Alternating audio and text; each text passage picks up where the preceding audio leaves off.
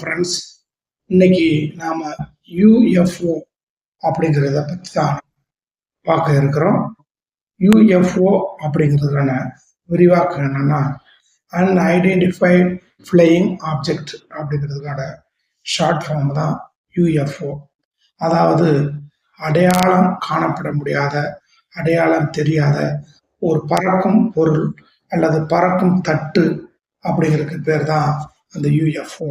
அது இப்பொழுது பூமியில் நிறைய காணப்படுகிறது என்று சொல்லப்படுகிறது. அதாவது பூமிக்கு அருகில் அது நிறைய வருகிறது. அது சில நாடுகளில் பார்த்திருக்கிறார்கள். இது குறித்து சில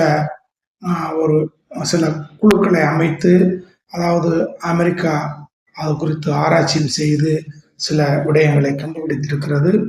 அந்த வகையில் இப்பொழுது நாம் ஒரு முக்கியமான ஒரு யூஎஃப்ஓ பார்க்க இருக்கிறோம். அது என்னன்னா, இந்த யூஎஃப்ஓ ஒரு இடத்துல இருந்து தன்னைத்தானே சுற்றி கொண்டு அது பூமியை நோட்டமிடுவதாகவும் அது சொல்லப்பட்டது. இது இப்பொழுது பெரிய அளவில் பரபரப்பாக பேசப்படுகிறது. 2 இடங்களில் இருந்து அந்த யூஎஃப்ஓ அது ஆராய்ச்சி பண்ணியதாக சொல்கிறார்கள். இது பெரிய பரபரப்பை ஏற்படுத்தியிருக்கிறது. இது குறித்து அமெரிக்க அரசாங்கம் இது குறித்து ஒரு ஆய்வை செய்ய போவதாக சொல்லுகிறார்கள். அது எந்த அளவுக்கு முடிவு வரும் என்று தெரியவில்லை.